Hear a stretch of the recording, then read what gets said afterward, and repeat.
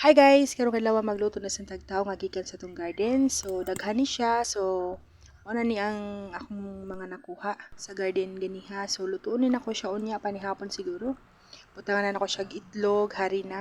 So ingana na siya ang resulta kung mabutangan na siya harina. After ana ibutan niyo sa itlog ha, timplahan na ninyo dayon. I-fry na nato siya. Tapos tan-aw na to kung mag-brown brown na siya, ingani na iyang itsura. Pwede na ninyo siyang kuhaon. So, syempre, luto na siya. So, mula siya octopus, guys, no? Kuhaonan nimo siya, ibutan sa plato, ug mauna ni siya, guys. Nga ni kalami ang atong talong. Simple lang siya, makuha lang sa palibot. Kung wala may talong, mapalit mo. Tapos, butangan nyo harina, pikas-pikaso ninyo, butangan harina, iligid sa itlog nga na ay timpla. So, mauna ni siya, guys, ang resulta. Simple nga recipe, pero perting lami. So, kainan na po. Magandang gabi sa inyong lahat. Thank you for watching.